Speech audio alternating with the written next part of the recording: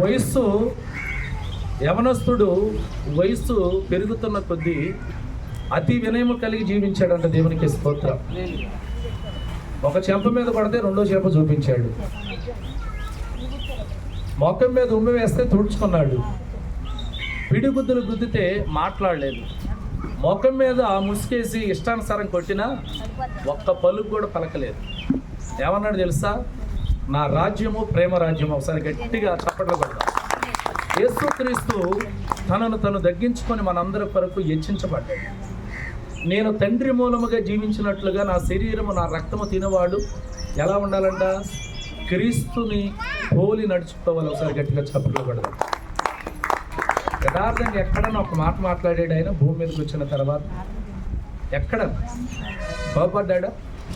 దూషించాడా? బదులు మాట్లాడా? అంటే శరీరం తిని రక్తం దాగి ఇంటికి వెళ్ళిపోతే అయిపోద్దా? యేసుక్రీస్తుని ఏం చేయాలంట? యేసుక్రీస్తుని ఏం చేయాలంటే జ్ఞాపకం చేసుకున్నట్టయి. కొరింథీయులకు రాసిన పత్రిక ఒకసారి చూడండి. కొరింథీయులకు రాసిన పత్రిక దేవుని వాక్యం సెలవిస్తుంది. ఒకసారి చూడండి, అందరూ చూడండి.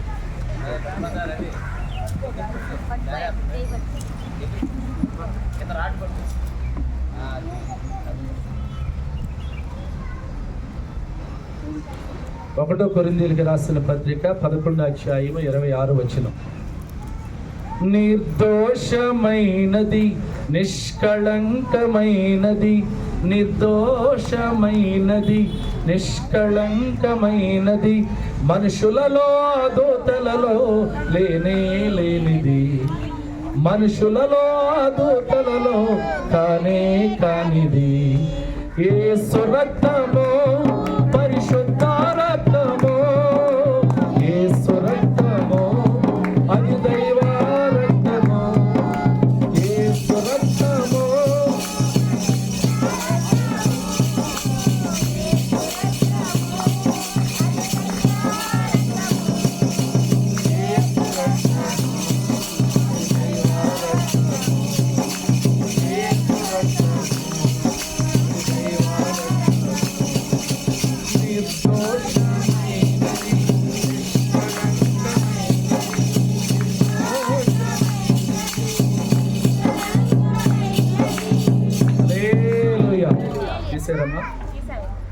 చదువు, శ్రద్ధగా ఆలకించాలి. ఈ మాట ఎవరికి చెబుతున్నారు తెలుసా మీకు? మీరు ఇక్కడ ఉన్నవాళ్ళు ఎవరిని చెప్తారా? చెప్పరా? ఎందుకని చెప్పరు? నాకు అర్థం కావట్లా. ఎవరితో ఎవరు మాట్లాడుతున్నారు ఇక్కడ? ఎవరమ్మా? ఆ దేవుడు నేను దీవించను గాక. కొరింథీ సంఘంతో ఎవరు మాట్లాడుతున్నారు? మీ దొంపలాగా యేసు ప్రభు కాదు, అపోస్తులుడైన పౌలు గారు. యేసు ప్రభు ఎక్కడ మాట్లాడుతున్నారు? అపోస్తులుడైన పౌలు గారు కొరింథీ సంఘానికి చెప్తున్న మాట ఎవరి గురించి చెప్తున్నాడు? నజరేయుడైన యేసుక్రీస్తు గురించి చెప్తున్న మాట. చదువు. మీరు ఈ రొట్టెని తిని ఈ పాత్రలోనిది తాగినప్పుడల్లా ప్రభు వచ్చే వరకు ఆయన మరణము ప్రచురించుదురు. ఒకసారి గట్టిగా చప్పట్లు పడాలి. నేను ఏమని చెప్తున్నానంటే, ఈ శరీరాన్ని తిని ఈ రక్తాన్ని తాగిన నీవు ఏం చేయాలంట? ప్రభు వచ్చు వారికి. తెలుసా? ప్రభు వస్తానన్నాడా రానన్నాడా? నిజమేనా? నమ్మారా? ఒకసారి నమ్మిన వాళ్ళు గట్టిగా చెప్పండి హల్లెలూయా. దేవుడు మిమ్మల్ని దీవించును గాక. వస్తానన్నాడా రానన్నాడా? ఏం చేయాలి? శరీరం తిని రక్తం తాగిన మనం ముసలమ్మ ముచ్చట్లు ఉండకూడదు, ఇంట్లోకి వెళ్ళి సీరియల్ చూడకూడదు, యేసుక్రీస్తు గురించి ప్రచురించాలి. ఎలా ప్రచురిస్తావు? ఏ రకంగా ప్రకటిస్తావు? ఏ రకంగా చెప్పగలుగుతావంటే, దీన్ని నీవు పరిశుద్ధంగా తీసుకోగలిగితే చెప్పగలుగుతావు. నువ్వు దీన్ని అయోగ్యంగా తీసుకుంటే నువ్వు చెప్పలేవు, నీ మనసు అంగీకారం అవ్వదు. ఏమని చెప్పాలి? ఆయన వస్తాడు, ఆయన ఎలా మరణం అయిపోయాడు, ఎలా మరణించాడు, ఆయన ఎవరి కొరకు ప్రాణం పెట్టాడు, ఎవరి కొరకు రక్తాన్ని కార్చాడు, ఆయన చేసిన త్యాగం ఏంటి, ఇవన్నీ కూడా ఏం చేయాలంట? ప్రకటించాలి. నీ వారికి చెప్పు, నీ తోటి వారికి చెప్పు, తప్పులేదు. వాళ్ళు నిన్ను ఏదన్నా అన్నా, అమ్మా దేవుడు గొప్పవాడు, దేవుడు నమ్మదగినవాడు. ఈ రోజున నేను ఈ స్థితిలో ఉంటా కారణం నా ప్రభు. నన్ను నిలబెట్టింది ఆయన, నాకు ఆరోగ్యం ఇచ్చింది ఆయన, నన్ను పోషించేది ఆయన, నన్ను నడిపించేది ఆయన. నిజమైన మాట అండి. ఇదిగో మీరు శరీరం తిని రక్తాన్ని తాగుచున్నారేమో, నేను యథార్థంగా చెప్తున్నాను. మీరేం చేయాలంట? ఆయన వచ్చే వారికి ఆయన మరణాన్ని ప్రచురించాలంటే చెప్పాలి. దేవునికి స్తోత్రం. మనం అందరం చెబుదామా? చెప్పండి, చెబుదామా? ఏమని చెబుదాం? చెప్పండి, ఎలా చెబుదాం? ఇంకా దేవుడు నేను దీవించిన కాక దేవుడి వాక్యం గొప్పదని చెప్పావా? ఇంకా ఇంకేముంది? దేవుడు నేను దీవించిన కాక ఇంకా ఏదో చెప్పండి. దేవుడు గొప్పవాడు, మరి ఆయన చేశాడు. ఏమని చెప్పాలంటే, నేను ఏమీ తెలియని మనిషిని, నేను చీకటిలో పడిపోయి, లోకములో పడిపోయి, పాపములో పడిపోయినప్పుడు ఆ ప్రభు నా చేతిని పట్టుకొని నన్ను లేవనెత్తి ఈ రోజున నేను ఈ స్థితిలో ఉంటాకి నా ప్రభు కారణం. ఒకసారి గట్టిగా చప్పట్లు పెట్టి.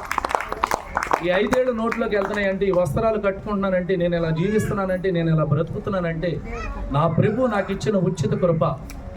యథార్థమైన మాట చెప్పాలండి. నేను చూసిన వారు ఈ బిడ్డ నిజముగా దేవుని బిడ్డ అనుకోవాలి. గట్టిగా చప్పట్లు కొట్టి ప్రకటిద్దాం. ఏమని ప్రకటిద్దామంటే, ఈ రోజున తల్లి తండ్రులు చేయలేని త్యాగం, తల్లిదండ్రుల కొరకు బిడ్డలు చేయలేని త్యాగం, బిడ్డల కొరకు తల్లిదండ్రులు చేయలేని త్యాగం, భార్య కొరకు భర్త చేయలేని త్యాగం, భర్త కొరకు భార్య చేయలేని త్యాగం నజరేయుడైన యేసుక్రీస్తు చేశాడు. ఏం చేశాడు ఆయన? చెప్పాలి. ఈ పాప భారాన్ని మోసి ఆయన పక్షిరాజుగా రెక్కల మీద మోస్తూ ఏం చేశాడు తెలుసా? నీలో ఉన్న చేదును తీసుకొని ఆయనలో ఉన్న మాధుర్యాన్ని పంచిపెట్టాడు. గట్టిగా చప్పట్లు కొట్టాడు. చెప్పాలి మనం. నా కొరకు వచ్చాడండి, నా కొరకు ప్రాణత్యాగం చేశాడు, సిలువును మోసాడు, నా పాపమంతా కూడా సిలువులో ప్రక్షాళన చేశాడు. ఆయన నూతన నిబంధన రక్తం, ఆయన కొత్త నిబంధన రక్తముతో నన్ను ఏం చేశాడు? శుద్ధిగా చేశాడు. శుద్ధినిగా శుద్ధిరాలుగా ఈరోజు నేను ఉన్నాను. దేవునికి స్తోత్రం. ఈరోజు నేను బ్రతుకుతున్న బ్రతుకంతా దేవుడిచ్చిన ఆశీర్వాదం.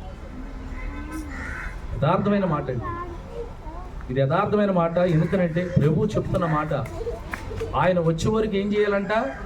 ప్రకటించాలి, చెప్పాలి. దేని గురించి? లోకంలో ఉన్న దాని గురించి కాదు, మన బాధలు కాదు, మన గాథలు కాదు, మన ఇబ్బందులు కాదు, మన ఇరుకులు కాదు. అదెట్ట పోయింది, ఇదెట్ట పోయింది, నేనెట్ట అయిపోయినది కాదు. ప్రభు శరీరం తినిన నీవు, ప్రభు రక్తము తాగిన నీవు, యేసుక్రీస్తు ఇదిగో వచ్చే వరకు ఏం చేయాలంట? ఆయన మరణాన్ని ప్రచురించాలి, ప్రకటన చేయాలి. యథార్థమైన మాట. సిలువలో ఆయన చేసిన బలియాగం నీకు నాకు ఏంటంట? విమోచన క్రయధనం. గట్టిగా చప్పట్లు కొట్టు. విమోచన. నా విమోచకుడా యేసయ్యా, నీ జీవన రాగాలలో ఆయన విమోచనకర్త. దేవునికి స్తోత్రం. ఏం చేద్దాం? కాబట్టి ఎవడు అయోగ్యముగా ప్రభు యొక్క రొట్టెను తినును లేక ఆయన పాత్రలోని త్రాగును వాడు ప్రభు యొక్క శరీరమును గూర్చి రక్తమును గూర్చి అపరాధియగును. చాలు. మనం ఏం చేద్దాం? అయోగ్యంగా కాదు. ఎలా తీసుకోవాలి? అపవిత్రంగా కాదు. ఎలా తీసుకోవాలి? పవిత్రతతో తీసుకోవాలి. ఏంటది? ప్రభు శరీరం, ప్రభు రక్తం. కారణం ఏంటి? ఎందుకన్నాడు చెప్పండి? నేను పరిశుద్ధుడిని కాబట్టి మీరు కూడా పరిశుద్ధులై ఉన్నారు. అయోగ్యంగా అల్పముగా తీసుకుంటే ఇటు నరకానికి వెళ్ళగా ఏమైపోతామంట? ఇటు నరకానికి వెళ్ళగా, ఇటు పరలోకానికి వెళ్ళగా మధ్యలో ఏమైపోతావు? ఏకాకి అయిపోతావు. దేవునికి స్తోత్రం. దీన్ని ఎలా తీసుకోవాలి? చదువమ్మా. కాబట్టి ప్రతి మనుషుడు తాను పరీక్షించుకొనవలెను. చాలు. ఇప్పుడు మనం ఏం చేద్దాం? పోయిన నెల బల్లారాధన తీసుకున్నాం. ఇప్పటి వరకు మనం ఎలా ఉన్నాం? మాటలో తప్పిపోయామా? చూపులో తప్పిపోయామా? శరీరంలో తప్పిపోయామా? ఆలోచనలో తప్పిపోయామా? హృదయంతరాంగాల్లో పడిపోయామా? ఇప్పుడన్నీ మనం ఏం చేయాలంట? సరి చేసుకోవాలి, సరిదిద్దుకోవాలి. ఇది ప్రభు బల్ల, ఇది ప్రభు రక్తం. ఆశామాష కాదు, అల్లరితో ఆటపాటలు కూడింది కాదు. ఈ బల్లలో చేపెట్టే నీవు ఇప్పుడు ఏం చేయాలంట? పరిశోధన చేసుకోవాలి. ఏమంటే పాపము చేస్తేనే కాదండి, శారీరకంగా పాపం చేస్తేనే పాపం చేసినట్టు లెక్క కాదు. నువ్వు మాటలో తప్పిపోయినా, చూపులో తప్పిపోయినా, ఆలోచనలో తప్పిపోయినా, శరీరంలో తప్పిపోయినా పాపమే. యథార్థమైన మాట. ఇప్పుడు మనం ఏం చేయాలి? ఏం చేయాలంట? పరిశీలించుకోవాలా, పరిశోధన చేసుకోవాలా? పరిశీలించుకోవాలి. అంటే ఒక్కసారి ఆగి, ఒక్కసారి అలా కళ్ళు మూసుకొని మన హృదయాంతరంగాల్లో ఏం కలిగి ఉంది? దేశం ఉందా? కపటం ఉందా? కపట మనుషులు కలిగి ఉన్నామా? అబద్ధ సాక్షులుగా ఉన్నామా? నోటంతా కపటంతో నింపబడిందా? ఇవన్నీ సరి చేసుకుని చదువు.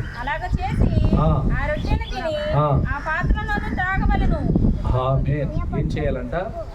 అలాగ చేసి ఆ రొట్టెని తిని ఆ పాత్రలోనే తాగవలెను. ఏ పాత్ర అది? నజరేయుడైన యేసుక్రీస్తు పాత్ర. ఆయన శరీరము, ఆయన రక్తము.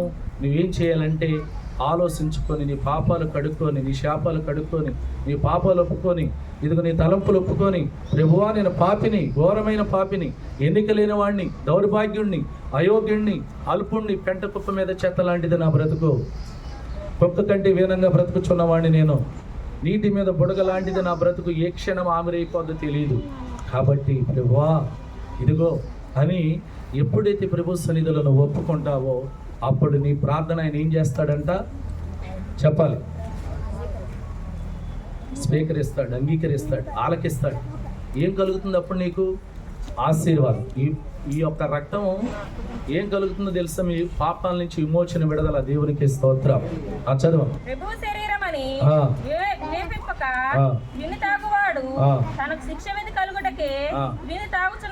చాలు, ఒక్క మాట చెప్తాను, ఒకసారి చదువమ్మా. అది ఇదిగో ప్రభు శరీరం అని. అంటే వివేచన లేక, అంటే గ్రహించే మనసు లేక, ఎప్పుడు తీసుకునే బల్లే, ఎప్పుడు తీసుకునే రొట్టె, ఎప్పుడు చూసే మొహం, పాస్టర్ గారి మొహం ఇంకేమైనా కొత్తగా కనపడుతుందా? ఆలోచన. ఇలా ఉన్నవాళ్ళు, అయోగ్యంగా ఉన్నవాళ్ళు ఎలా ఉన్నారు? అయోగ్యంగా ఉన్న వాళ్ళలో ఉన్న ఆలోచన ఇది. త్రిని తాగువాడు ఏమండి చేతులారా మరణాన్ని తెచ్చిపెట్టుకుంటున్నాడు దేవుడి దగ్గర నుంచి. అయోగ్యంగా అల్పంగా తీసుకునేది కాదు. జ్ఞానం లేదా, తెలివితేటలు లేవా, ఆలోచన లేవా, తలంపులు లేవా? నువ్వు తీసుకున్న రక్తం ఏంటది? పరిశుద్ధ రక్తం, కొత్త నిబంధన రక్తం. ఇదివరకు రక్తము పాత నిబంధనలో ఎడ్ల రక్తము, పొట్టేళ్ల రక్తము, పావురాయిల రక్తము ఇలా చిందించేవాళ్ళంట. కానీ దానికి ఏమయ్యేది? అక్కడ వరకే. ఈ రక్తం ఏంటి? పరలోక రాజ్యములు నేను చేర్చిది. గట్టిగా చప్పట్లు కొట్టు. నీ పాపాలు కడిగితే చప్పట్లు కొట్టు. ఇదిగో దేవుడు చూస్తున్నాడు. మనుషులు కళ్ళు గప్పినా, మనుషుల ఆలోచన నువ్వు గజిబి చేసినా, మనుషుల్ని చూడట్లేదని నువ్వు ఏ ప్రయత్నం చేసినా ప్రభు చూస్తున్నాడు. ఇది యథార్థమైన మాట. అయోగ్యంగా, అల్పముగా నువ్వు దీన్ని తీసుకొని అనాలోచన కలిగి యోచించగా, విమర్శన లేక, పరిశీలించుకోక, పరిశోధన చేసుకోమోకుండా నువ్వు తీసుకుంటే చేతులారా నీ యొక్క ప్రాణం మీదకి నీవే ఏం చేస్తున్నావంట? ఉగ్రత, శిక్షణ తెచ్చిపెట్టుకుంటున్నావు. దేవునికి స్తోత్రం. చదువు.